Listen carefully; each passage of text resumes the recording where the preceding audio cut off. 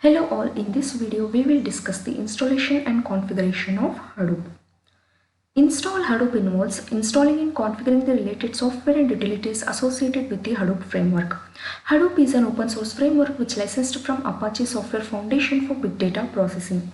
Java needs to be installed on the system. Hadoop is installed on a Linux operating system like CentOS for its computation. After setting up the Java in the environment, the Hadoop package software that is downloaded through the Apache website needs to be installed.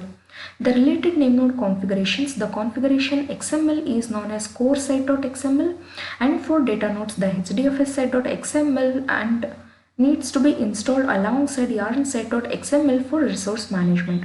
So here are the steps to install Hadoop. A new virtual machine with a CentOS 7 image has been configured to run Apache Hadoop. Figure 1 shows how CentOS 7 image was configured in the virtual machine, and figure 1.2 shows the Java environment variable configuration. Then figure 2 shows the task carried out in order to extract the Hadoop 2.7.4 package into opt folder.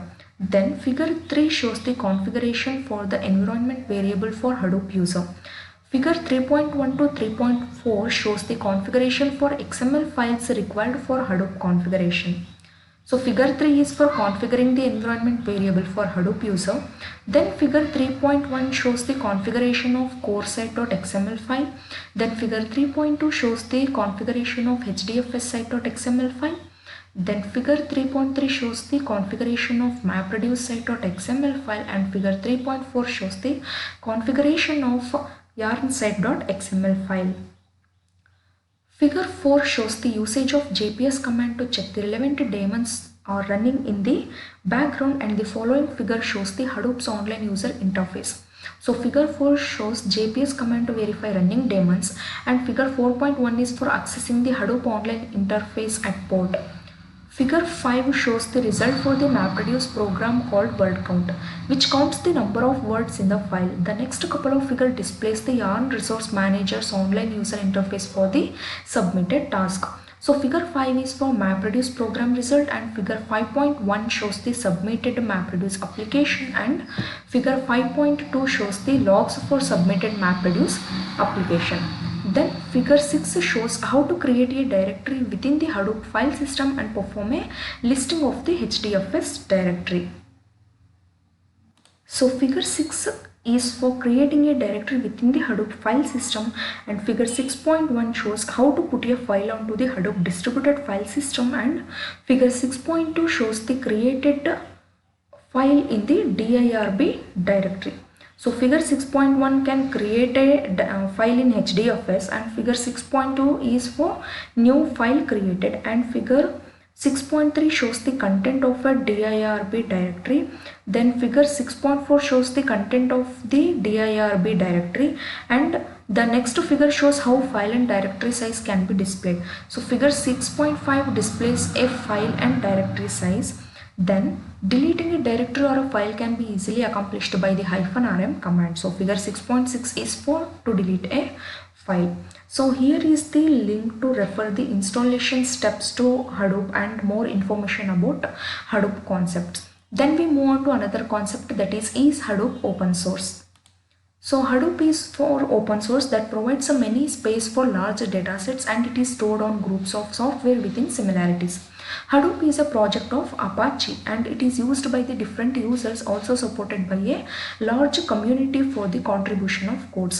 The license is license 2.0. Free Hadoop is not productive as the cost comes from the operation and maintenance cost rather than the installation cost. So 2.7 zettabytes of data exist in digital universe today. So big data is going to dominate the next decade in the data storing and processing environment. Data is going to be the center model for growth of the business. There is the requirement of a tool that is going to fit all these, and Hadoop suits well for storing and processing big data. Then we move on to another concept, that is Hadoop clusters. So in this video we will get familiar with the Hadoop cluster is the heart of Hadoop framework. So first we will talk about what is Hadoop cluster, then look at the basic architecture and protocols it uses for communication, and at last we will discuss what are all the various benefits of the Hadoop cluster provide. So let's begin. What is Hadoop cluster? A Hadoop cluster is nothing but a group of computers connected together via LAN. We use it for storing and processing large data sets. Hadoop cluster have a number of commodity hardware connected together. They communicate with the high-end machine which acts as a master. These master and slaves implement distributed computing over distributed data storage. It runs open source software for providing distributed functionality. Then what is the basic architecture of Hadoop cluster? So Hadoop cluster has master slave architecture. So first one is the master in the Hadoop cluster and second one is the slave in the Hadoop cluster. So first we see that first one, that is master in Hadoop cluster. It is a machine with a good configuration of memory and CPU. There are two daemons running on the master and they are name node and resource manager. So let's see the functions of name node. So name node manages the file namespace and it regulates access to files by clients. It stores metadata of actual data, for example, file path, number of blocks, block ID, the location of blocks, etc., and executes file system namespace operations like opening, closing, renaming files and directories. The name node stores the metadata in the memory for fast retrieval and hence we should configure it on a high-end machine. Then the functions of resource manager. It arbitrates the resources among competing nodes and keep track of live and dead nodes. Second point is slaves in the Hadoop cluster.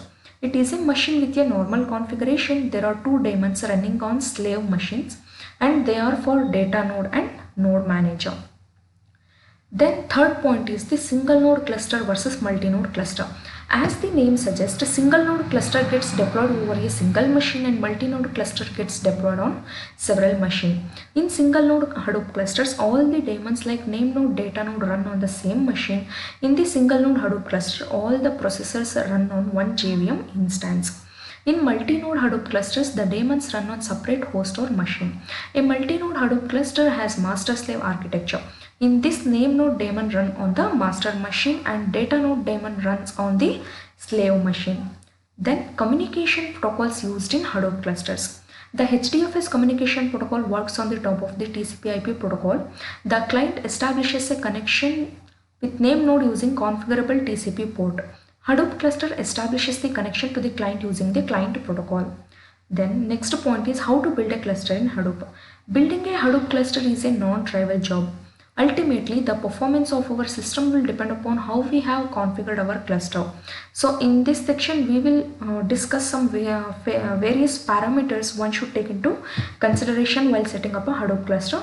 First is for choosing the right hardware, one must consider the following points and sizing the Hadoop cluster and configuring the Hadoop cluster. Then last point is the Hadoop cluster management. When you deploy your Hadoop cluster in production, it is apparent that it would scale along all dimensions. They are volume, velocity and variety. Various features that should have to become production ready or robust round the clock availability, performance and manageability. Hadoop cluster management is the main aspects of our big data initiative. Then we move on to the benefits of Hadoop clusters. So here is a list of benefits provided by clusters in Hadoop. First point is robustness. The main objective of Hadoop is to store data reliably even in the event of failures. Various kind of failure is name node failure, data node failure and network partition. Data node periodically sends a heartbeat signal to name node. In network partition, a set of data nodes get disconnected with the name node. The name node does not receive any heartbeat from these data nodes. Then data disk failure, heartbeats and re-replication. Name node receives a heartbeat from each data node. Name node may fail to receive a heartbeat because of certain reasons like network partition. Then next point is cluster rebalancing.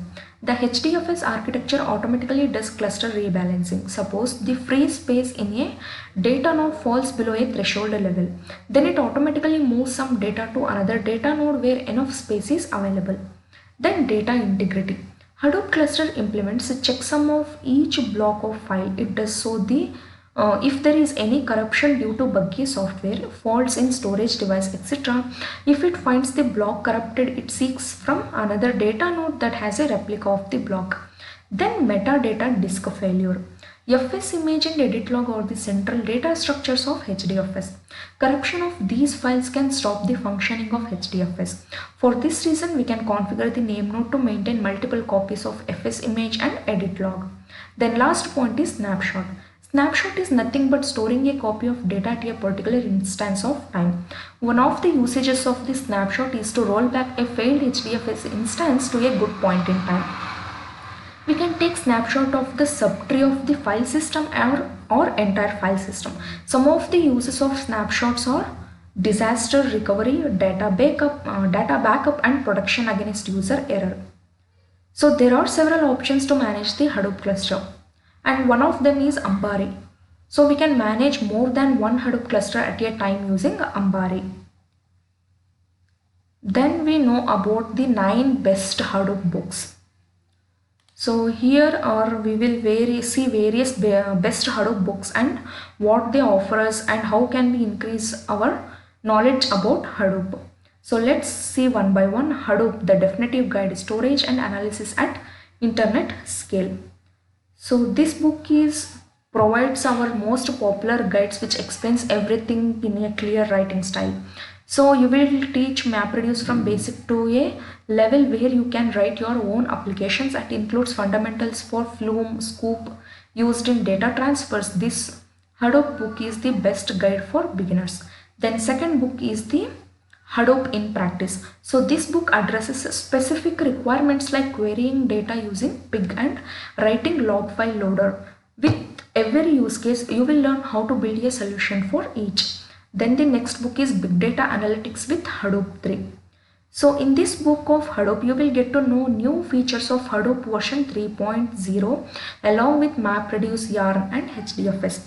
It will teach you how to perform big data analytics in real time using Apache Spark and Flink. Then fourth one is the Hadoop operations.